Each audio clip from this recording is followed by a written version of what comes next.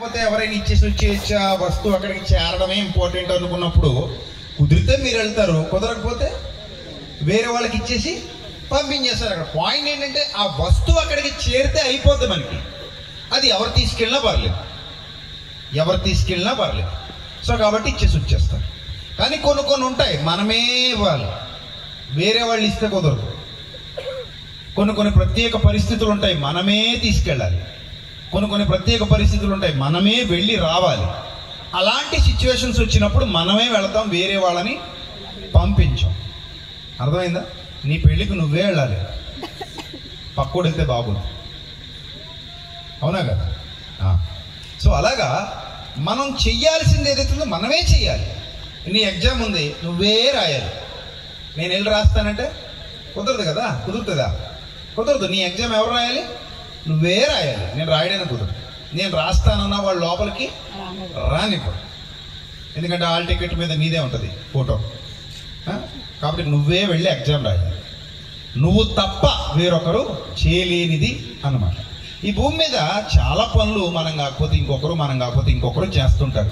కానీ నేను బాగా ఆలోచించాను, యేసు ప్రభువును నేను నమ్మడానికి గల అనేక కారణాల్లో ఈ కారణం కూడా చాలా ముఖ్యమైనది సుమా. మీకు చెప్తున్నాను ఈ రాత్రి.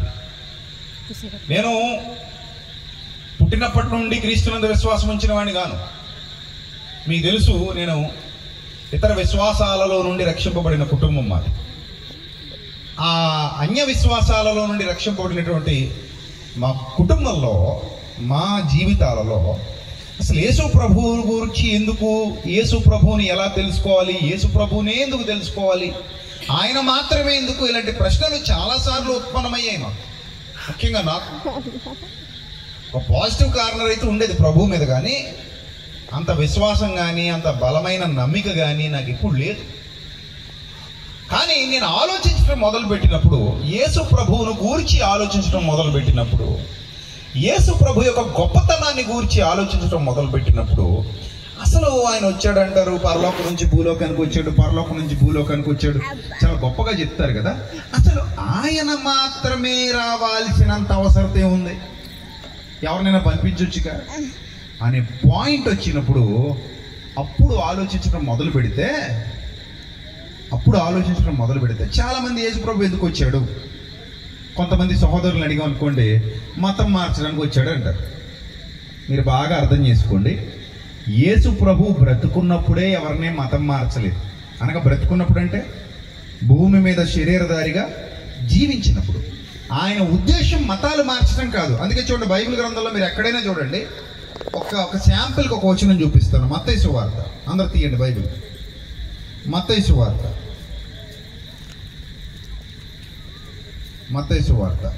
శాంపుల్కి ఒక మాట మీకు చూపిస్తున్నాను, జాగ్రత్తగా చూడండి. యేసు ప్రభు వారు ఎక్కడ మాట్లాడినా ఆయన మాట్లాడే విధానం కానివ్వండి, ఆయన చెబుతున్నటువంటి విధానం కానివ్వండి, ఎలా ఉండేది, ఏ విధంగా మాట్లాడుతూ ఉండేవాడు ఆయన అనేది మనం చూస్తే, మార్కు సువార్త 1వ అధ్యాయము 14వ వచనం మొదటిగా చదువుదాం.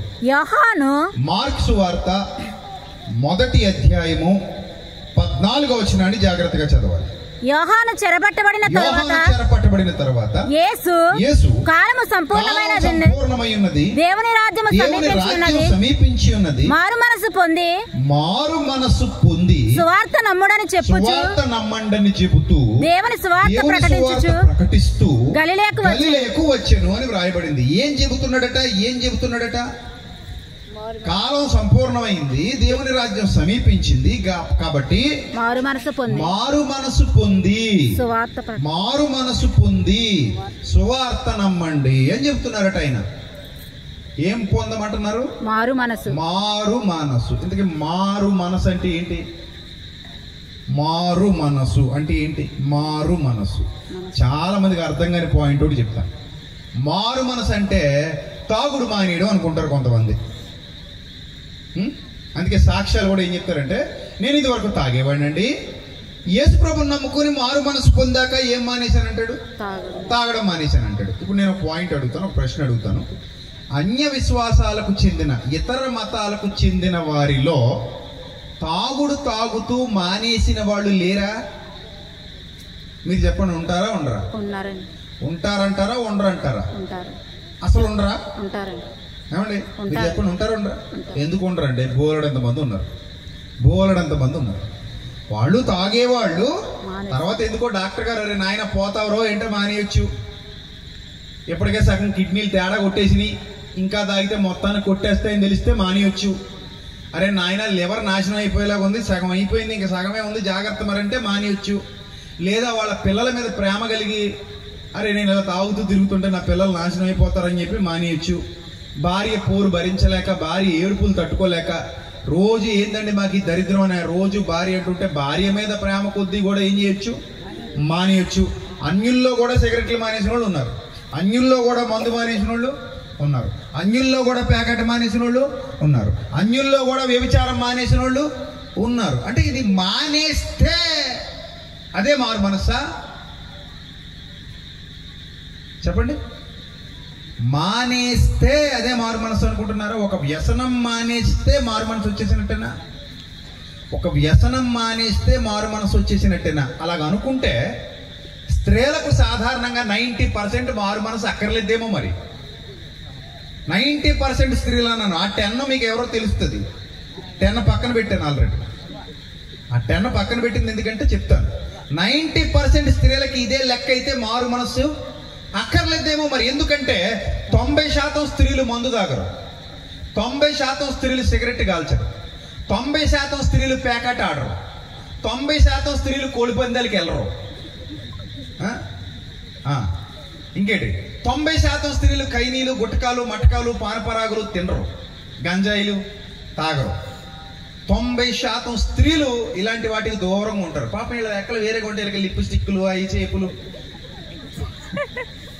చీరలు, గాజులు, అలంకరణ వీటి మీద ఉంటుంది వీళ్ళ ధ్యాస ఎక్కువ శాతం. అంటే ముఖ్యంగా మన పల్లె ప్రాంతాల్లో అయితే ఇలా పోతారు తప్ప, లేకపోతే సీరియల్లో, సినిమాలు ఇలా పోతారు తప్ప సిగరెట్ కాలుద్దాం అక్క అని ఎవరు అనరు, రాక్క దమ్మేద్దాం అని అనరు, రాక్క ఓ పెగ్గేద్దాం అని అనరు. అంటే పూర్వం ఉండేవారంటే మామలు, చుట్ల కాల్చి మామలు. ఈ మధ్య తగ్గారని విన్నాను. మరి నేను ఏమో మామలు ఎవరు ఉన్నారంటే, మామలు ఇక్కడ పొద్దున్న లేస్తే తప్ప సొట్టెలకి ఇంత కానీ మా మామ బయటికి రాదండి అనేవాళ్ళు ఎవరు ఉన్నారు ఇక్కడ? లేరా? శ్రీకాకుళం సైడు, ఆ విజయనగరం సైడు కొంతమంది మామలు చూశాను, వాళ్ళు చుట్టగాలుతుంటారు. సో అలాగా అంటే అందుకే 10% పక్కన పెట్టానని చెప్పాను. అందుకే ఎంత అన్నాను నేను? 90%. ఈ మధ్య అంటే కాలేజీ పిల్లలు ఈ మధ్య తగలాడుతున్నారని విన్నాను. ఆడపిల్లలు కూడా కాలేజీలకు వెళ్తారు కదా, ఆడపిల్లలు ఎక్కడెక్కడికో ఊరి పోయి చదువుకుంటుంటారు కదా, వాళ్ళు తాగుతున్నారట ఈ మధ్య. ఆ బెంగళూరు లాంటి ప్రాంతాల్లో, ఈ హైదరాబాద్లో కొన్ని చోట్ల ఆడపిల్లలు కూడా ఈ మధ్య మొదలెట్టారంట ఏంటి తాగుడు. సరే ఏదోలా సామాన్యమైన మనకి ఎందుకు కానీ, ఎవడిని బాగు చేయగలడో, ఎవడికాడికి పుట్టాలి లోపల, అవునా కదా? అంతేనా? గడ్డి తినేవాడి దగ్గరికి వెళ్ళి గడ్డి తినొద్దంటే వాడు మానేస్తాడు, తినేవాడు తినాలనిపిస్తే తింటాడు. మనం ఏం చేయగలం? మనం ఏం మార్చేయలేము ఎవడిని. వాడికి పుట్టాలి లోపల. వెత్తబడిన వాక్యం లోపలికి వెళ్ళి వాడి మనసులో, అరే ఇది కరెక్ట్ కాదు, దీనివల్ల నాకు నష్టం ఉందని అనిపిస్తే వాడే మానేస్తాడు. అలా అనిపించలేనంత కాలం ఇంకా వాడు అలాగే ఉంటాడు. వాడు మనం ఎంత చెప్పినా కుక్కతో ఒక వంకర అన్నట్టు కొన్ని జీవితాలు అలాగే పోతాయి.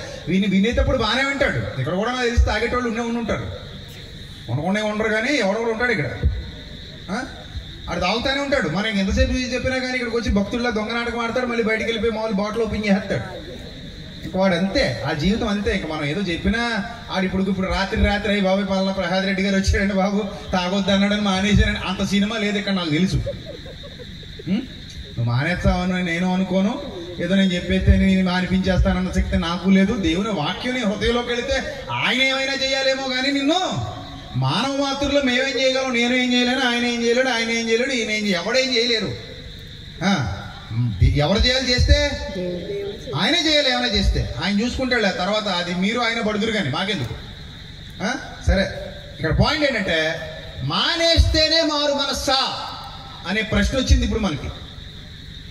యేసు ప్రభు వారు ఏమన్నారంటే, పరలోక రాజ్యం సమీపంగా ఉంది, మారు మనసు పొందండి. కాలం సంపూర్ణం అయిపోయింది, మారు మనస్సు పొందండి, దేవుని సువార్తను నమ్మండి. ఈరోజు చాలా మంది ఏమనుకుంటున్నారంటే, యేసు ప్రభుని నమ్ముకుంటే వ్యసనాలు మానేస్తారండి. ఇదే చెప్తున్నారు ఎక్కువ మంది. మేము సువార్త ప్రకటించడం వల్ల, మేము యేసు ప్రభు గురించి చెప్పడం వల్ల తాగుబోతులు మారిపోయారు, వ్యభిచారులు మారిపోయారు, దొంగలు మారిపోయారు, ఆ వ్యసనాల నుంచి బయటకు వచ్చారు, ఈ వ్యసనాల నుంచి బయటకు వచ్చారు అంటుంటే ఒక ఆయన నన్ను అడిగాడు, ఏమంటే పాస్టర్ గారు ఎక్కువ మీ వాళ్ళు ఇలా చెప్తూ ఉంటారు కదండి, నాకు తెలిసిన కొంతమంది క్రైస్తవులు ఉన్నారండి, వాళ్ళు ఎప్పటికీ తాగుతారండి అన్నాడు. కరెక్టా కాదా మీరు చెప్పండి? మీ మనసు అంటది కరెక్టే అంటది. చాలా వరస్ట్ మనోళ్ళు. కరెక్ట్ ఏంటి, వరస్ట్ ఉన్నారా లేదా? వరస్ట్గా ఉండేవాళ్ళు మనోళ్ళు. పేరుకే క్రైస్తవులు, తీరి క్రైస్తవులు కాదు, తాగుతారు. కానీ భయపెచ్చి మరి మేమేమండి డబ్బా కొట్టాలి? ఇప్పుడు మా సువార్త విని చాలా మంది తాగుడు మానేశారు. సంఘాల్లో చాలా మంది యవనస్తులే తాగేటోళ్ళు ఉన్నారు. మా సువార్త విని చాలా మంది వ్యభిచారం మానేశారు. సంఘాల్లో చాలా మంది ఉన్నారు అలా చేసేవాళ్ళు. మా సువార్త విని చాలా మంది మోసం చేయడం మానేశారు. ఇక్కడ మోసాలు చేసేవాళ్ళు 3 మంది ఉన్నారు. బైబిల్లే దొంగతనం చేసిపోతున్నారట మా అనుభవం. ఏటట బైబిల్. మొన్న ఒక ఆవిడ ఎవరో సభలో పెద్ద గొడవ, కొత్త చెప్పులు దొబ్బేశారు అన్నట్టు. ఏ చెప్పులట? కొత్త చెప్పులు కొనుక్కుంటూ సభకు వేసుకొచ్చిందట మా తల్లి. ఎవరో పట్టుకుపోయారు. చెప్పులు ఎన్నో చోట ఉన్నాయట. అందుకే ఆ తెలిసిన దగ్గర నుంచి చెప్పులు సూలు ఎప్పుడు నాకు భయం వేస్తుంది. మాయ బట్టికి వెళ్ళిపోతారేమో అని. మొన్న పాస్టర్ గారు చెప్పులు ఎత్తేడట ఎవడో, కొత్త షూ కొనుక్కొని వచ్చినాడు పాస్టర్ గారు. అందరూ ఆరాధన అంటుంటాడు, నా చెప్పులు అని పోయాడట అలాగేసుకొని. మనమేమో ఆరాధనలో ఉంటాం, వాడేమో ఆ పనిలో ఉంటాడు. అంటే దొంగలు ఇక్కడ కూడా ఉన్నారా లేదా? అయ్యో ఎందుకు లేరు, పుష్కలంగా ఉన్నారు. అంటే ఇప్పుడు నాకు అర్థం కాని విషయం ఏంటంటే, వ్యసనాల గురించి మనం మాట్లాడుతున్నాం కానీ అసలు కథ మనకు అర్థం కాలేదు. కేవలం వ్యసనాలు మానేస్తేనే మారు మనసు వచ్చేసినట్టు సంపూర్ణంగా కాదు, ఇంకా చాలా ఉంది.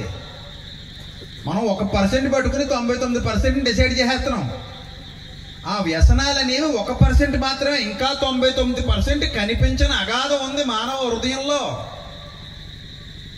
ఎంత ఉంది? 99% ఉంది. టైటానిక్ అని ఒక షిప్ సినిమా కూడా వచ్చింది ఇప్పుడు చాలా రోజుల క్రిందట. ఆ షిప్పు నడి సముద్రంలో విరిగిపోయి మునిగిపోయింది. దాని మీద అది అయిపోయాక సినిమా తీశారు. ఎందుకు జరిగింది చెప్పనా? అది షిప్ వెళ్ళిపోతుంటే సముద్రం మీద మంచు పర్వతాలు కనబడ్డాయి. ఎంత ఉంది మంచు పర్వతం అంటే ఇది ఇంతే చిన్నది, సముద్రంలో కనబడుతుంది. అప్పుడు ఆ వాడ కెప్టెన్తో చెప్పారంట హెచ్చరికలు, ఏమంటే అక్కడ మంచు పర్వతాలు ఉన్నాయి, దాన్ని కానీ ఢీ కొట్టామంటే ఖచ్చితంగా మన వాడ 2 ముక్కలు అయిపోద్ది, అందరం చచ్చిపోతాం, కొంచెం జాగ్రత్త అంటే అతను అన్నాడట. ఈ షిప్ పేరు అన్సింకబుల్ షిప్, అంటే ఎప్పటికీ మునిగిపోని ఓడ. ఇదే చిన్నది కాదు, చాలా పెద్దది, చాలా రిచ్. ఇందులో ఉన్నవాళ్ళు కూడా రిచ్. నువ్వు రిచ్ అయితే సముద్రానికి ఏం తెలుసు? రిచ్ బుచ్ అని. ఆంధ్రుల చేపకి ఏం తెలుసు? శవం దొరికితే తినే అంతే. అంతే, రిచ్ శవం ఇది పూరి శవం అని చేపలకు ఉండవు. మాంసం మొక్క దొరికింది, అది రిచ్చా పూరా గాడిదగుడ్డ ఏదైనా తినేయడమే చేపలు. సముద్రానికి పెద్దోడు చిన్నోడు అని ఉండదు, మింగేయడమే కదా. సరే వాడు వెళ్ళిపోయింది. కెప్టెన్కి ఎక్కువ కాన్ఫిడెన్స్. నన్ను అడిగితే కాన్ఫిడెన్స్ అన్నదాన్ని ఓవర్ కాన్ఫిడెన్స్. ఎందుకు ఓవర్ కాన్ఫిడెన్స్ అంటే పైకి కనబడుతుంది, చాలా చిన్నది కనబడుతుంది. దాన్ని మన వాడు ఏం చేస్తుంది? పగల కొట్టుకుని వెళ్ళిపోతే చాలా చిన్నది కదా అని వెళ్ళిపోయాడు. అతనికి తెలియని సంగతి ఏంటంటే పైకి కనబడేది చిన్నదే, లోపలికి ఇంత ఉంది. అంటే మనం పైదాన్ని చూసి మోసపోతున్నాం, కానీ లోపల అగాధం ఉంది, అగాధం ఉంది, అగాధం ఉంది. ఈ అగాధం గుద్దేసరికి 2 మొక్కలు అయిపోయింది. ఆ పెద్ద మంచు పర్వతాలు తాకిడికి ఓడ పగిలిపోయి అందులో ఉన్న వాళ్ళందరూ చచ్చిపోయారు. ఇక్కడ విషయం ఏంటంటే, నా పాయింట్ జాగ్రత్తగా వినండి. నేను తాగుడు మానేశాను కాబట్టి మారు మనసు పొందేశానని చెప్పుకుంటున్న వాళ్ళు ఎవరైతే ఉన్నారో, అంటే వాళ్ళు నేను పరలోకి వెళ్ళిపోతాను, ఇంకా నేను తాగుడు మానేశాను కాబట్టి ఎక్కడికి వెళ్ళిపోతాను? పరలోకి వెళ్ళిపోతాను అనుకుంటున్న వాళ్ళు ఎవరైతే ఉన్నారో, మీరే కాదు అన్యజనుల్లో కూడా చాలా మంది తాగుడు మానేసిన వాళ్ళు ఉన్నారు. వాళ్ళు పరలోకి వెళ్ళిపోతారా? చెప్పాలి నాకు. వెళ్ళిపోతారా? వెళ్ళరుగాక వెళ్ళరు. మరి ఇక్కడ పాయింట్ ఏంటి? కేవలం తాగుడు మానేస్తే మారు మనసు వచ్చేసినట్టు కాదు బిడ్డ. దాంతో పాటు మానవలసినవి చాలా ఉన్నాయి. అది మానాలి, తాగుడు మానాలి, దాంతో పాటు మానవలసింది ఇంకోటి ఉంది. మానడం మాత్రమే కాదు, చేయవలసింది మరొకటి ఉంది. పాయింట్ అర్థం కావాలి మీకు. చెప్తాను, అవన్నీ చెప్తాను ఇప్పుడు మీరు నిద్రపోకుండా ఉంటే. నిద్రపోతే నాకు చిరాకు వస్తుంది, మధ్యలో ముగించేసి వెళ్ళిపోతాను.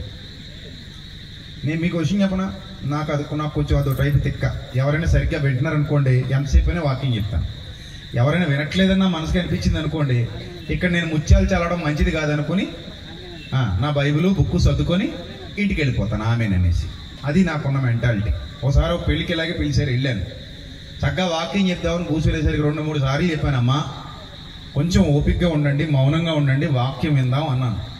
అటు ఒకటి తిరుగుతున్నాడు, ఇటు ఒకటి తిరుగుతున్నాడు, వాళ్ళు మాడుకున్నారు, వీళ్ళు మాడుకున్నారు, ఇష్టం వచ్చినట్టు తిరుగుతున్నారు. ఓ పక్క పెళ్లి కూతురు పెళ్లి కొడుకు మాట్లాడుకుంటున్నారు. నాకు అర్థమైంది ఇది మనకు అనుకూలమైన ప్రాంతం కాదు, ఇదో రకం సుధమ గుమ్మర్రా ఇది. ఇక్కడ మనం వాకింగ్ చెప్పకూడదు, అగ్ని గంటకాలే కురిపించాలి అని 2 రంకెలేసి 4 చెవాట్లు పెట్టి ఆ మైక్ అక్కడ పడేసి పోయానంతే. ఆ తర్వాత వెనకనొచ్చి బతిమలాడుతున్నారు, బాబు అలా కాదండి ఇలా కాదండి, చీ ససేవరా ఇంక పెళ్లిలో నేను వాకింగ్ చెప్పనని పోయాం. మరి అంతే కదా, మీకు ఇంట్రెస్ట్ లేదు. పందులు ఎదుటి ముచ్చాలు చల్లొచ్చా చల్లకూడదు. అసలు ఇంట్రెస్ట్ లేనుడికి వాకింగ్ చెప్పకూడదు, చాలా తప్పది. బైబిల్లో ఒక మాట ఉంది, నాకు చాలా ఇష్టం. కడుపు నిండిన వాడు తేనె పట్టునైనను ఏం చేస్తాడట, తొక్కేస్తాడట. ఆకలి కొనిన వానికి చేదు వస్తువైనా ఎలా ఉంటుందట, తీయగా ఉంటుందట. నీకు ఆకలి అన్నోడికి ఎంతైనా అన్నం పెట్టు, తప్పులేదు. పేగలు దాకా తిని కంచంలో కాలేసేవాడికి అసలు అన్నం పెట్టుకో, గోపు మీద ఉడగొట్టి పంపించేయి. ఎందుకంటే వాడికి అన్నం విలువ తెలియదు. కంచంలో కాలు ఎడతాడట, ఎవడైనా పెడతాడా? పెట్టడు.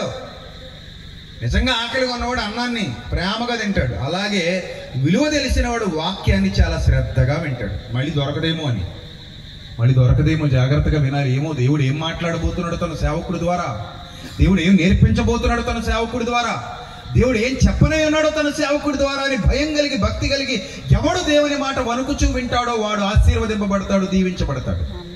ఎందుకంటే ఇది మానవుని మాట కాదు, సర్వోన్నతుడైన దేవుని వాక్కు. ఆది యందు వాక్యము ఉండెను, వాక్యము దేవుని యొద్ద ఉండెను, ఆ వాక్యము దేవుడై ఉండెను. ఆ వాక్యం ఈ రోజు నా నోట నుండి మీ హృదయాలలోనికి వస్తుంది. మరప్పుడు చాలా జాగ్రత్తగా వినాలి కదా. వినాలా వద్దా మీరు చెప్పండి? వినాలి. ఇంత ఖర్చు పెట్టింది దేనికోసం అండి? వాక్యం కోసమే కదా. ఇంత ఖర్చు పెట్టింది ఎందుకు? దేవుని మాట మీ హృదయాలలోనికి పంపించడానికి. సో అలాంటి పనిని ఈ పిల్లలు చేస్తున్నప్పుడు, యూత్ వారు చేస్తున్నప్పుడు మనం చాలా జాగ్రత్తగా దాన్ని గమనించాలి. రైట్, ఇప్పుడు పాయింట్కి వస్తున్నాం. ఒక వ్యసనాన్ని మానేసినంత మాత్రాన అతడు క్రీస్తు చెప్పినటువంటి మారు మనస్సు పొందినవాడు కాదు. అలా వ్యసనాలు మానిన వాళ్ళు చాలా మంది ఉంటారు. నాకు తెలిసిన ఒక పెద్ద తాగుబోతున్నాడు. ఆ తాగుడు మానేశాడు. నిజం, అతను క్రీస్తు నమ్మలా, కానీ తాగుడు మానేశాడు. చాలా బాధ్యతగా ఉంటున్నాడు, చక్కగా పని చేసుకుంటున్నాడు, 4 రూపాయలు తెచ్చుకుంటున్నాడు, పిల్లలను పోషించుకుంటున్నాడు. ఊరి వారందరూ ఆశ్చర్యపోతున్నారు. ఊరి వారందరూ, మా ఏరియాలోనే సంఘటన ఇది, అందరూ ఆశ్చర్యపోతున్నారు. ఏంటి, తను చాలా క్రూరుడు. సిగరెట్ల మీద సిగరెట్లు కాల్చేవాడు, పీకల దాకా మందు దాకా వీళ్ళతో గొడవలు పెట్టుకునేవాడు. వారానికి 2 రోజులు పోలీస్ స్టేషన్లోనే ఉండేవాడు. ఇలాంటి వాడు ఎలా మారిపోయాడు? పెళ్ళయ్యాక మారిపోయాడు. నిజం, పెళ్ళయ్యాక మారిపోయాడు. పెళ్ళి అయ్యేంత వరకు అలాగా ఇష్టం వచ్చినట్టు తిరిగాడు.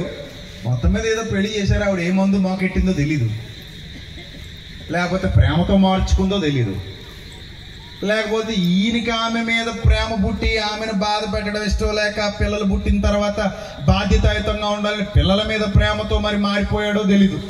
మొత్తం మీద అతను వ్యసనాలు మానేశాడు. ఇతర విశ్వాసానికి చెందిన ఒక అన్య సోదరుడు. ఇప్పుడు నా పాయింట్ ఏంటంటే, మారడం అనగానే యేసు ప్రభు చెబుతున్న కాన్సెప్ట్ ఏమిటి? దేనికి ఆయన మారమంటున్నాడు? కాలము సంపూర్ణమై ఉన్నది, దేవుని రాజ్యము సమీపించి ఉన్నది, మారు మనస్సు పొంది సువార్తను నమ్మండని చెబుతూ దేవుని సువార్త ప్రకటిస్తూ గలిలయకు వచ్చెను. ఇక్కడ ఒక అద్భుతమైన విషయాన్ని మనం గమనిద్దాం. పాపి అని అనాలి మనం. ఒక వ్యక్తిని ఏమనాలి? పాపి అనాలి. ఈ పాపి అనే పదానికి తాగుబోతు వాళ్ళు మాత్రమే వర్తిస్తారా? వ్యభిచారులు మాత్రమే వర్తిస్తారా? చుట్టగాల్చే వాళ్ళు మాత్రమే వర్తిస్తారా? సిగరెట్ కాల్చే వాళ్ళు మాత్రమే వర్తిస్తారా? దొంగతనం చేసే వాళ్ళు మాత్రమే వర్తిస్తారా? మిగిలిన వాళ్ళు ఎవరు వర్తించరా? అంటే ఇక్కడ నేను చుట్ట ఎప్పుడు కాల్చలేదు అన్నవాళ్ళు చెయ్యొద్దండి, కాల్చలేదు అన్నవాళ్ళు బాగా విని చెయ్యొద్దండి. అది మీరు చెయ్యి దించేసే ఉన్నారనుకోండి, ఓహో నువ్వు చుట్టలు కాలుతావు అనుకోవాలి. మరి నేను అది నా మాట సరిగ్గా వినాలి మీరు. నేను ఎప్పుడు చుట్ట కాల్చలేదు అన్న వాళ్ళు చేయొద్దండి అని అడిగాను నేను. ఎరా నాయన తమ్ముళ్ళు రోజు చుట్టలు కాలుతారా ఏంది మీరు? మరి ఏంది మరి మరి ఎత్తండి చెయ్యి వాళ్ళు చూస్తారేంది మీరు? రైట్, మీరు ఎప్పుడు చుట్టలు కాల్చరు కదా, రైట్. నేను ఎప్పుడు సిగరెట్ కాల్చలేదు అన్న వాళ్ళు చేయొద్దండి. ముందు అక్క చెల్లెమ్మలు, ముందు లేడీస్ ఫస్ట్. నేను ఎప్పుడు సిగరెట్ కాల్చలేదు. ఎవరైనా చెయ్యి ఎత్తలేదేమో సరే పక్కన చూడండి. రోజుకి ఎన్ని సిగరెట్లు కాలుతారు, ఎన్ని పెట్లు కాలుతారు అడగండి వాళ్ళని. అంటే మీరు ఎవరు ఎప్పుడు సిగరెట్లు కాల్చలేదు. నేను ఎప్పుడు మందు తాగలేదని వాళ్ళు చేయొద్దండి. ఇక డౌట్గా ఏంటండి బాబు, వీడు ఎవరండి బాబు మమ్మల్ని అడుగుతున్నాడు ఏంటండి ఇవన్నీ, ఏంటి మాకు ఈ కర్మ అనుకుంటున్నారు కదా తమ్ముళ్ళు మీరు. పర్లేదు, అలా దేనికి ఎత్తకండి, అలా ఉండిపోండి, అంతే తల దించేసుకోండి, గొడవ లేదండి మనకి, లేదా కుర్చీ వెనక దాకోండి. సరే, మీ దగ్గరే వద్దాం, ఎందుకంటే వాళ్ళు బాధ పెట్టడం, వాళ్ళని అలా వదిలేద్దాం ఈ రాత్రికి. కొత్త సంవత్సరాలు ఎందుకు ఏడిపించడం, మీరు అలా ఉండండి ఆయన.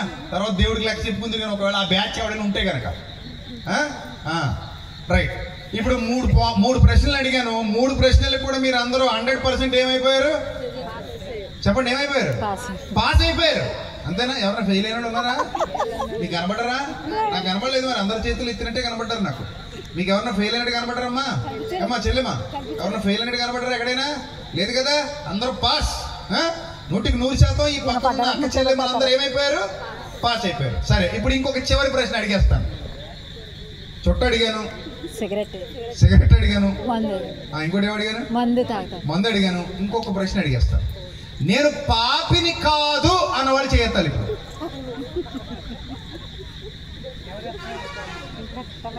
చూసారు? అంటే ఇప్పుడు మీకు ఏమర్థమైంది? కేవలం చుట్టాను, మందును, సిగరెట్టే, ఆ 3 వ్యసనాలు ఉంటేనే పాపి కాదు. పాపి అనే దానికి డెఫినేషన్స్ వేరే ఉన్నాయా లేవా? ఉన్నాయి. ఎంతవరకు వెళ్ళొచ్చట ఆ పాయింట్ మీద అంటేనట, ప్రభు అంటాడు చెడు ఆలోచన కూడా పాపమే. ఏంటట? పాపమేనట. చెడు ఆలోచన కూడా అంత. ఎందుకంటే మనందరికీ తెలిసినటువంటి రహస్యం ఏంటంటే, ఒక 2 స్త్రీ పురుషులు ఇల్లీగల్ కాంటాక్ట్ పెట్టుకుని ఎక్కడైనా దొరికితే వాళ్ళని కొడతారు, తిడతారు, జరిమానాలు వేస్తారు, లేకపోతే ఏదో చేస్తారు కదా. వాళ్ళిద్దరు రెడ్ హ్యాండెడ్గా దొరికితే, ఇల్లీగల్ కాంటాక్ట్ పెట్టుకుని రెడ్ హ్యాండెడ్గా దొరికితే అది వ్యభిచారం కింద లెక్కలోకి వస్తుంది. యేసు ప్రభు వారు ఇదే విషయాన్ని ఇంకో విధంగా డెఫినేషన్ ఇచ్చారు దానికి. ఏమన్నారంటే, ఒకడు ఒక స్త్రీతో శయనించటం మాట పక్కన పెడితేనట, అంటే నేరుగా ఆమెతో కలవడం మాట పక్కన పెడితేనట, ఒక స్త్రీని మోహపు చూపు చూస్తేనే ఆమెతో వ్యభిచరించినట్టు లెక్క అన్నాడు ఆయన. మోహపు చూపు అనేది ఎవడు పసిగట్టగలడండి? ఎవడు పసిగట్టగలడు? ఆడికి తప్ప రెండో కంటోడికి తెలియదు. అది ఆడు చూస్తున్నాడన్న సంగతి, అంటే ఆడు మోహంతో చూస్తున్నాడన్న సంగతి రెండో కంటోడికి తెలీదు. ఎందుకంటే చూపుని అలా పసిగట్టగలం మనం? మామూలుగా చూస్తుంటాడు, అలా చూస్తుంటాడు అంతే. కానీ ఆ చూపులో ఏది మిక్స్ చేస్తాడట? బెల్లం కాఫీయా, చక్కెర కాఫీయా అన్నట్టు. మామూలు చూపా, మోహపు చూపా అంటే కాఫీ చూడగానే అది బెల్లం కాఫీయా, చక్కెర కాఫీయా చెప్పగలమా మనం? చెప్పగలమా? మనం ఏం చెప్పగలం? అలాగే చూపు చూడగానే అది మామూలు చూపా, మోహపు చూపా, తెంగర చూపా ఎవడ తెలుస్తుందండి? తెలీదు. కానీ మొత్తం మీద వాడు ఏం చేస్తుంటాడట? చూస్తుంటాడట. కానీ దాన్ని కూడా యేసు ప్రభు వారు ఏమన్నారు చెప్పండి? ఏమన్నారు? పాపము అన్నారు. అన్నారా లేదా? పాపము. ఒకడు ఒక స్త్రీని మోహపు చూపు చూచిన ఎడల అది పాపం అంటాడు యేసు ప్రభు. అంటే ఇప్పుడు మిమ్మల్ని అందరినీ అడిగినప్పుడు మాకు ఆ వ్యసనాలు లేవు కాబట్టి ధైర్యంగా చెయ్యిస్తాం, అందరూ ఇస్తాం. కానీ నువ్వు పాపివా కాదా అని అడిగినప్పుడు మనం ఏం చేయలేకపోతున్నాం? ఏ వ్యసనం లేకపోయినా అక్క చెల్లెమ్మలు 90% మంది ఉన్నారు ఇక్కడ వ్యసనాలు లేనోళ్ళు. అంటే ఇందాక నేను చెప్పిన లెక్కల ప్రకారం ఉంటే 100% కూడా ఉండుండొచ్చు ఏ వ్యసనాలు లేనోళ్ళు. పుట్టి బుద్ధి ఎరిగిన తర్వాత ఎలాంటి వ్యసనాలు లేని స్త్రీమూర్తులు, అక్క చెల్లెమ్మలు మీరు ఉండుండొచ్చు 100కు 100%. అయితే పాపిని కాదని ఎందుకు చెయ్యలేకపోతున్నారు? వ్యసనాలు లేవు కదా. మరి పాపిని కాదని చెయ్యెత్తేయాలి కదా. వ్యసనాలు లేవు కదా, ఇంక మీరు మారు మనసు పొందాల్సిన అవసరత లేదా? మరి లేదా? ఉందా? ఉంది. ఇక్కడ ఒక విషయాన్ని గమనించండి. యేసు ప్రభు వారి యొక్క సువార్త విధానం ఏంటంటే, ఇక్కడ కాలం సంపూర్ణమైంది, దేవుని రాజ్యం సమీపించింది, దేవుని రాజ్యం సమీపించింది. మీరు మారు మనస్సు పొంది సువార్త నమ్మండి, సువార్త నమ్మండి. ఇంతకీ ఏంటి ఆ సువార్త? ఏ సువార్త మనం నమ్మాలి? నమ్మాల్సిన సువార్త ఏంటి అని ఆలోచిస్తే, ప్రియమైన దేవుని సంగమా, నీతిమంతుడు లేడట, ఒక్కడు లేడట. అందరూ పాపము చేసి దేవుడు అనుగ్రహించి మహిమను పొందలేకపోయారట. అప్పుడు మనకు అర్థమవుతుంది, ఓహో, అలవాట్లు ఉన్నోడే పాపి కాదు, అలవాట్లు లేనోడు కూడా ఎవడు పాపే. అలవాట్లు ఉన్నోడు పాపే, లేనివాడు అలవాట్లు లేనోడు కూడా ఏదో ఒక పాయింట్ లో పాపే. ఏదో ఒక పాయింట్ ఉంటది, ఆ పాయింట్ లో పడతాడు. అందరిది ఒక పాయింట్ కాదు, ఒక్కొక్కడిది ఒక పాయింట్, ఒక్కొక్కడిది ఒక్కొక్క స్థితి. అందుకే అపరాధముల చేత పాపముల చేత చచ్చిన వారమై ఉండగా అన్నాడు. ఎవరు ఎక్కడ ఏ గోతులో పడిపోతారో తెలియట్లేదు, కానీ మొత్తం మీద ఎక్కడో పడుతున్నారు, ఒక్కొక్కడు దాంట్లో పడుతున్నాడు. ఇలా పడ్డవాళ్ళు ఎక్కడికి వెళ్ళలేకపోతున్నారట? నిత్య జీవానికి వెళ్ళలేకపోతున్నారు, నిత్య జీవాన్ని స్వతంత్రించుకోలేకపోతున్నారు. అలా నిత్య జీవాన్ని స్వతంత్రించుకోలేని దుస్థితిలో మానవులు పడిపోతున్నారు కనుక వాళ్ళను విడిపించాలి అంటే పరమ వైద్యుడు పరలోకం నుంచి భూలోకానికి రావాల్సి వచ్చింది. అందుకొచ్చాడు ఆయన. ఇప్పుడు వచ్చి అంటాడు, నాయన నీతిమంతుడు లేడు, ఒక్కడునూ లేడు, అందరూ పాపము చేసి దేవుడు అనుగ్రహించి మహిమను పొందలేకపోయారు. నరుని హృదయ ఆలోచన ఏంటది? ఆలోచన వాని బాల్యము నుండి చెడ్డగానే ఉంది. చెడ్డవాడైన మనిషిని సంస్కరించి ఒప్పుకోలు అనుగ్రహించి ఉచితముగా రక్షణ ప్రసాదించడానికి నేను వచ్చాను. అలా నేను తప్ప వేరే ఎవ్వరూ ఇవ్వలేని రక్షణ నేను ఇవ్వడానికి ఈ లోకానికి వచ్చాను అన్నాడు ఆయన. ఇందుకే నువ్వు మాత్రమే ఏమి ఇవ్వగలవు తండ్రి అని అంటే, ప్రభువా అని అంటే, అక్కడ పాయింట్ ఉంది. ఆ పాయింట్ ఏంటంటే, ఇప్పుడు మనలాంటి వాడు మనల్ని రక్షించగలడు. అర్థమైందా మీకు? ఏదో ఒక ఆస్పెక్ట్లో ఆయన మనలాంటివాడే అనుకోండి, ఏదో ఒక ఆస్పెక్ట్లో ఆయన మనలాంటివాడే అనుకోండి, మనల్ని రక్షిస్తాడు? ఇంకా అంతేనా కదా? మనల్ని రక్షిస్తాడు? రక్షించలేడు. అంటే ఏ ఆస్పెక్ట్లో చూసినా ఆయన మనలాంటివాడు అయి ఉండకూడదు. ఏ ఆస్పెక్ట్లో, ఏ కోణంలో చూసినా మనలాంటివాడు అయి ఉండకూడదు. అంటే ఏ బలహీనతలోనూ పడిపోని వాడై ఉండాలి. అందులో చాలా చెప్తుంటారు, కామము, క్రోధము, లోభము, మోహము, మదము, మాత్సర్యము, ఇవన్నీ చెప్తుంటారు. ఈ దుర్గుణాలేవి ఉండని వాడై ఉండాలంట. పవిత్రుడు, పరిశుద్ధుడు, నిర్దోషి, నిష్కల్మషుడు, పాపులలో చేరక ప్రత్యేకముగా ఉన్నవాడు, ఇలాంటి గుడ్ క్వాలిటీస్ ఉన్నవాడై ఉండాలి. ఇంతకీ ఇవి నిలుపుకోవాల్సినవి, ఎప్పటికీ నిలుపుకోవాల్సినవి. వదిలేస్తే పోద్దది. వదలకుండా ఉండాలంటే నిగ్రహం ఉండాలి. నిశ్చలమైన హృదయం ఉండాలి. అస్థిరత్వం ఉండకూడదు. అచంచలంగా ఉండాలి. చంచలమైన మనస్సు ఉండకూడదు. స్థిత ప్రజ్ఞత అంటారు దాన్ని. ఏంటది? స్థిత ప్రజ్ఞుడు అంటారు. స్థిత ప్రజ్ఞుడై ఉండాలి. అరిషడ్వర్గములను జయించిన వాడై ఉండాలి. హృదయాన్ని తన అదుపులో పెట్టుకున్నవాడై ఉండాలి. మనస్సును తన అదుపులో పెట్టుకున్నవాడై ఉండాలి. ఇంత సామర్థ్యం గలవాడై ఉంటేనే నిన్ను నన్ను ఏం చేయగలడు? రక్షించగలడు. మరి ఇంత టాలెంటెడ్ పర్సన్ భూమి మీద ఎవరైనా ఉన్నారా ఆయన రాకుండా ఉండడానికి? ఉన్నారా? లేరాయే. సువార్త చూస్తే అందరికీ అందాలి, రక్షణ చూస్తే అందరూ పొందాలి. ఎవడైనా ఉన్నాడా నీతిమంతుడు అంటే ఎవ్వడు లేడు. అందరూ ఏం చేశారు? పాపం చేసేశారు. ఎలా ఆలోచనతో కావచ్చు, చెప్పలేము. మాటతో కావచ్చు. మాటతో పాపం చేయొచ్చా? చెప్పడం. మాటతో పాపం చేయొచ్చా? మాటతో పాపం చేయొచ్చా అని అడిగాను నేను మిమ్మల్ని. అయితే ఎస్ అని చెప్పండి, లేకపోతే నో అని చెప్పండి, ఏదో చెప్పండి. నిద్రపోతున్నాం అంటే చెప్పండి, నేను ఆమె చెప్తాను.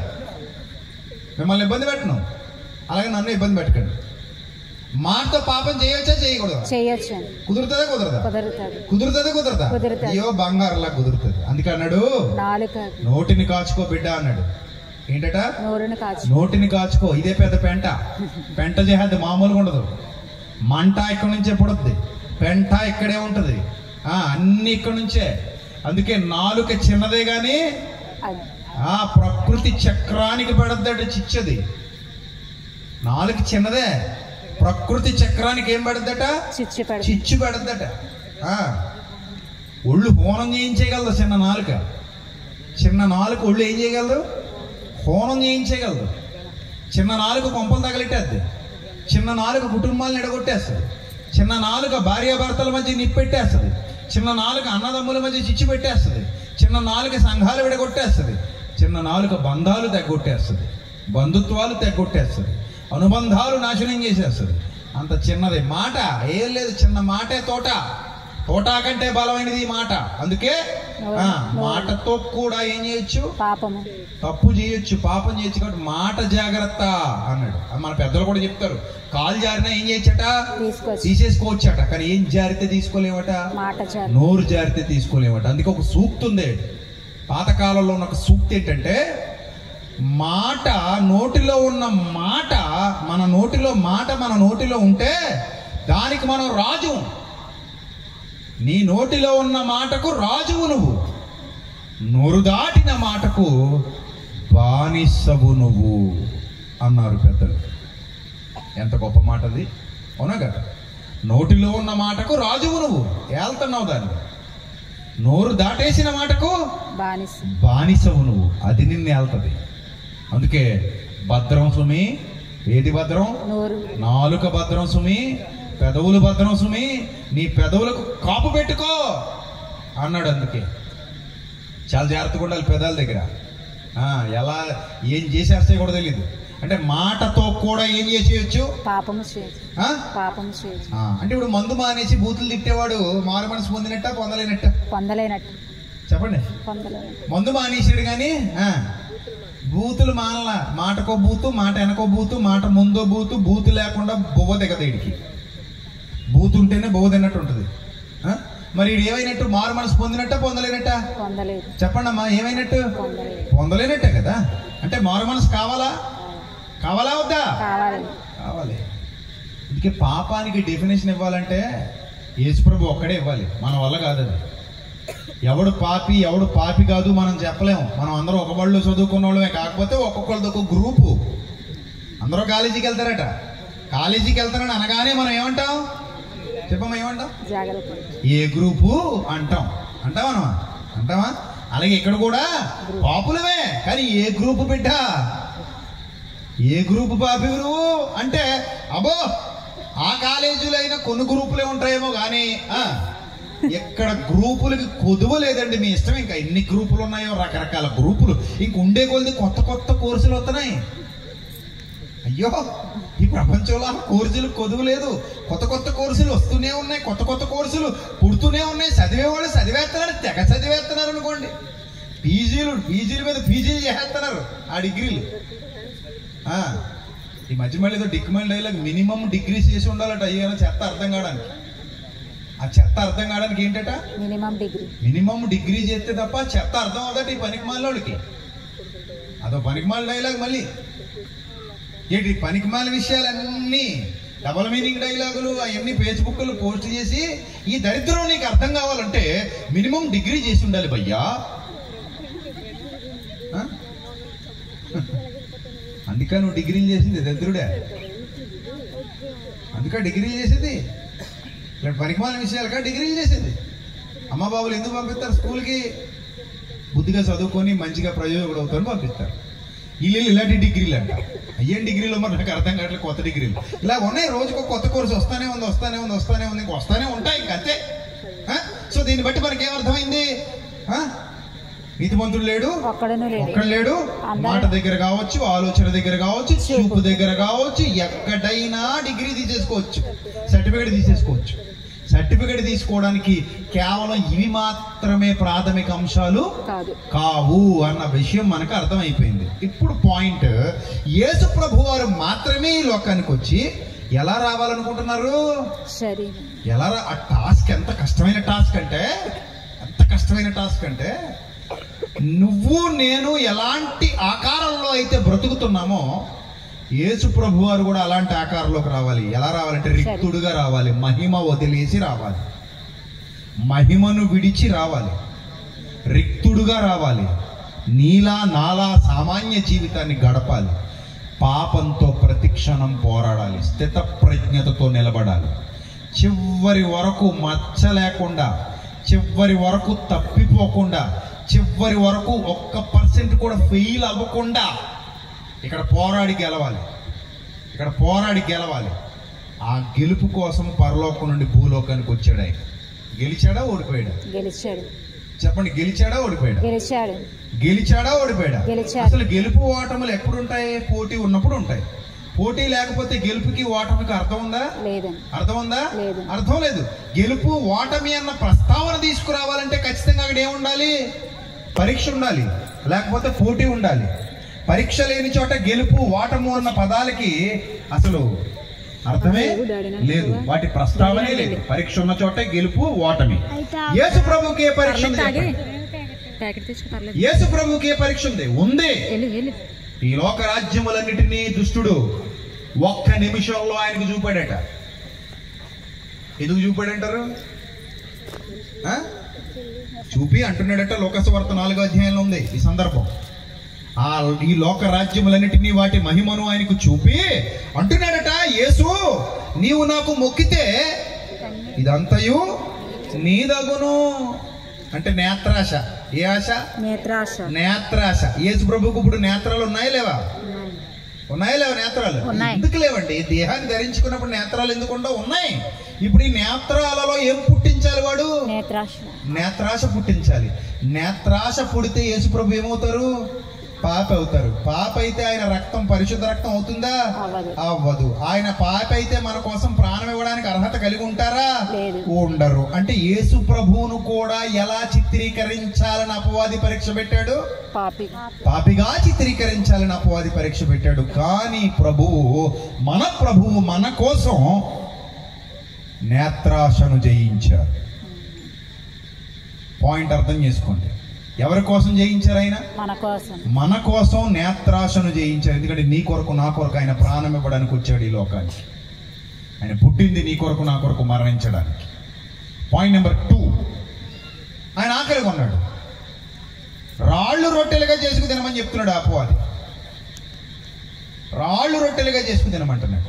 నా మాట విను, రాళ్ళు రొట్టెలుగా చేసుకు తిను అంటే నీకు దేవుడిచ్చినటువంటి ఆ అధికారాన్ని నీ సొంతానికి దుర్వినియోగం చేయి. ఆ రాళ్లను రొట్టెలుగా చేసుకుని నీ ఉపవాసాన్ని ముగించు అని చెబుతుంటే ప్రభు అన్నారు, మనుష్యుడు రొట్టె వలన మాత్రము కాదు గాని దేవుని నోట నుండి వచ్చి మాట వలన జీవిస్తాడని చెప్పి ఆ పరీక్షలో కూడా విజయం సాధించాడు. శరీరాశను జయించాడు, నేత్రాశను జయించాడు, రెండోది ఏం జయించాడు? శరీరాశను జయించాడు. ఇక పాయింట్ నెంబర్ 3, మరొకసారి అపవాది అంటున్నాడు, కొండ మీదకి తీసుకుని పోయి ఎత్తైన స్థితిలోనికి తీసుకుని వెళ్ళిపోయి నువ్వు ఇక్కడి నుంచి దూకేస్తే దేవదూతలు వచ్చి నిన్ను ఎత్తి పట్టుకుంటారు, నీ పాదాలకు రాయి తగలకుండా అని ఒక మాట అడ్డేశాడు. ఏమన్నా తెలుసా? దేవుని కుమారుడు అయితే దూకే. ఏంటైతే? దేవుని కుమారుడు అయితే. నువ్వు నిజంగా దేవుని కుమారుడు అయితే దూకే. ఇదే మనోళ్ళు కూడా వాడుక భాషలో ఉపయోగిస్తుంటారు. కొంతమంది రెచ్చగొట్టడానికి ఉపయోగిస్తుంటారు ఇలాంటి పనికిమాలిన పదాలు. అరే నువ్వు నిజంగానే మీ నాన్నకు పుడితే అంటాడు. ఇంకా మనకు వస్తుందండి ఎక్కడ లేనిది. ఆ మాట అనేంత వరకు మామూలు బురతపాములాగా ఉన్నాడు. ఆ మాట అనగానే ఏ పాము అయిపోతాడు? తాసుపాము అయిపోయి ఇంత ఎత్తులు వేసిపోతాడు. నువ్వు బురతపాము లాంటి వాడు తాసుపాము చేద్దామన్నాడు. ఆ మాట అన్నాడు. ఆ మాట అన్నాడో లేదో నువ్వు ఆల్రెడీ ఏం చేసావు? రెచ్చిపోయి చేయకూడని పనులు చేసేస్తావు. అర్థమైందా? రెచ్చగొట్టి తప్పు చేయించడం అనమాట. It's a technique. ఏం చేయడం? రెచ్చగొట్టి తప్పు చేయించడం. ఇప్పుడు యేసు ప్రభు వారిని కూడా రెచ్చగొట్టడానికి, జీవపు డంబంలో పడేయడానికి నువ్వు నిజంగా దేవుని కుమారుడు అయితే దూకు అన్నాడు. దూకేస్తే ఇంకేమైనా ఉందా? ఎవరి మాట విన్నట్టు? సాతాను మాట విన్నట్టు. సాతాను మాట విని ఆయన దూకడం ఏంటి? చాలా చీప్గా ఉండదు? చాలా చీప్ కదా. అంటే ఆ రకంగా ఆయనతో ఆ పాపం చేయించాలి. పరీక్ష మళ్ళాంటి అయితే 3 సార్లు దూకేస్తాడు. ఆ మాట అన్నా కానీ దూకలా. ఏమన్నాడు తెలుసా? చాలా స్పష్టంగా నీ దేవుడైన ప్రభువును శోధింపవలదు అనగా, పరలోకపు తండ్రికి టెస్ట్ పెట్టడానికి నేను అర్హుణ్ణి కాదు, నువ్వు అర్హుడివి కాదు. పరలోకపు తండ్రిని మనం శోధించకూడదు. అంటే టెస్ట్ మనం పెట్టకూడదు ఆయనకి, ఆయన మనకు పెట్టాలి టెస్ట్. అంతేనా? పాయింటేనా? పిల్లలు టీచర్కి పరీక్ష పెడతారా? పిల్లలకే టీచర్ల పరీక్ష పెడతారా? చెప్పండి. పరీక్ష ఎవరెవరికి పెట్టాలి? పిల్లలకి టీచర్లు పెట్టాలి, విద్యార్థులకి టీచర్లు పెట్టాలి. అంతే తప్ప టీచర్కి విద్యార్థి పెట్టకూడదు. మొన్న ఎక్కడో విన్నాను, ఒక టీచర్ గారితో విద్యార్థి కాళ్ళు పట్టించారట. తప్పండి, అది చాలా తప్పు. ఇక ఆ టీచర్ గారి దగ్గర ఆ విద్యార్థి చదువుకోగలడా? వాళ్ళు మిగిలిన విద్యార్థులు భయపడతారా టీచర్ గారికి? ఇదేనా మన సంస్కారం? ఏదైనా జరిగితే పిల్లల కాళ్ళు టీచర్ గారితో పట్టించడమే. ఆ వయసుకైనా గౌరవం ఇవ్వాలి కదా. కానీ ఈ సమాజం ఎలా తయారవుతుందంటే రోజు రోజుకి చాలా భయానకంగా, చాలా దిగ్భ్రాంతికరంగా మారిపోతుంది సమాజం.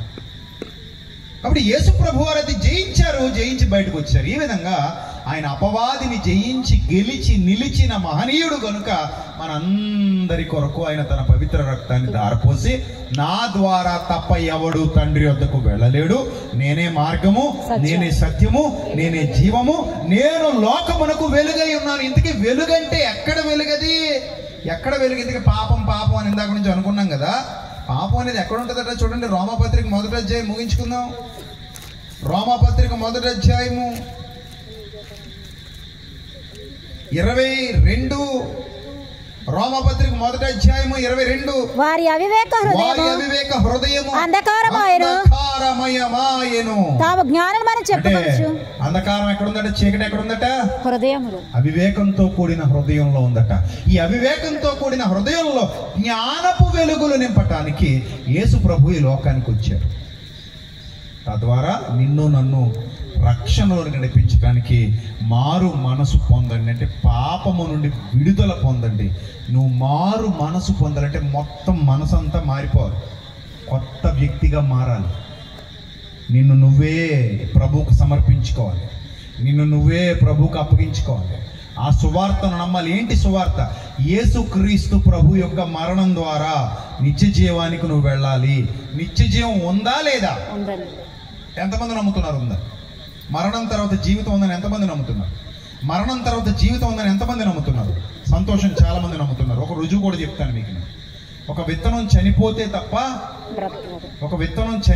తప్ప తిరిగి బ్రతకదు. అందుకే నీవు విత్తునది చచ్చితేనే గాని అది బ్రతకదు కదా అన్నాడు పౌలు సువార్త ప్రకటిస్తూ. అలాగే ఒక గొంగళి పురుగు చచ్చిపోయి సమాధి చేయబడితే తప్ప అందులో నుండి ఏం బయటికి రాదు? సీతాకోక చిలుక బయటికి రాదు. అలాగే నా జీవితాలు ఇక్కడ ముగిసిపోతున్నాయి అనుకుంటున్నాం మనం. కానీ బైబిల్ గ్రంథం ఒక మాట చాలా స్పష్టంగా చెప్పింది. మన్నైనది వెనుకటి వల్లే మన్నైపోతుంది, కానీ ఆత్మ కాదు బిడ్డ. ఆత్మ మన్ను కాదు బిడ్డ. శరీరమే మన్నైపోద్ది, ఆత్మ దాని దయచేసిన దేవుని యొద్దకు వెడుతుంది. అక్కడ లెక్కుంటుంది, జాగ్రత్త. అందుకే భూమి మీద ఉండగానే, దీపం ఉండగానే ఇల్లు చక్కబెట్టుకో. ఆయన మారు మనసు పొందమన్నాడా? పొందు. మారు మనసు అంటే కేవలం అలవాటు మానేయడం కాదు. మారు మనసు అంటే హృదయాంతరాలలో వెలుగులు ఉదయించటం, హృదయాంతరాలలో చీకట్లు తొలగిపోవటం, హృదయాంతరాలలో నుండి క్రీస్తు వెలుగు ప్రకాశించటం. క్రీస్తు వెలుగు నీ హృదయాంతరాలలో నుండి ప్రకాశించాలి. ఇది అందరికీ కావాలి, కొందరికి కాదు, అందరికీ. అందుకే యేసుక్రీస్తు కొందరికి ప్రభు అని చెప్పలేదు. యేసుక్రీస్తు అందరికీ ప్రభు, అందరికీ ప్రభు, కొందరికి కాదు, అందరికీ ప్రభు. ఆయన అందరి హృదయాలకు వెలుగునిచ్చే ప్రభు. కాబట్టి ఆయన మీ హృదయాలలో వెలగాలి, మీ హృదయాలు వికసించాలి, మీ జీవితాలు మారాలి, మరింతగా దేవునికి దగ్గర అవ్వాలి, మారు మనసు పొంది నిత్య జీవాన్ని స్వతంత్రించుకోవాలని మనస్ఫూర్తిగా కోరుకుంటూ, ఇంతవరకు ఓపికగా నా మాటలు విన్నందుకు మీ అందరికీ మరొకసారి నా హృదయపూర్వక వందనములు తెలియజేస్తూ నా మాటలు ముగిస్తున్నాను. God bless you all, love you all. దేవుడు మిమ్మల్ని, మీ కుటుంబాలని, మీ సంఘాలని, ఇక్కడున్న యూత్ వారిని, ఇక్కడున్న అక్క చెల్లెమ్మలను, అన్నదమ్ములను అందరినీ దీవించి ఆశీర్వదించునుగాక. ఆమేన్. తలలు వంచండి, చిన్న ప్రార్థన చేసుకుంటాం. మహోన్నతుడా, మహాగణుడా, మా కన్న తండ్రి, మీ పవిత్ర నామానికి స్తుతులు, స్తోత్రాలు. ఇప్పటి వరకు విత్తబడిన వాక్యం పిల్లలందరి హృదయాల్లో ఫలింపచేయండి. వారు విని విడిచిపెట్టే గుంపులో గాక విన్న వాక్యమును అనుసరించి జీవించగలిగే భాగ్యాన్ని ప్రసాదించమని ఘనత, మహిమ, ప్రభావములు మీకు మాత్రమే చెల్లిస్తూ యేసుక్రీస్తు నామల్ని ప్రార్థన మనవులు సమర్పించి మీ యొక్క నుండి జవాబు పొందుకుంటున్నాం మా కన్న తండ్రి. ఆమేన్. అందరికీ వందనాలు. God bless you all, love you all. Thank you. God bless you. దేవుడు మిమ్మల్ని, మీ కుటుంబాన్ని దీవించి ఆశీర్వదించును గాక. ఆమేన్. Thank you.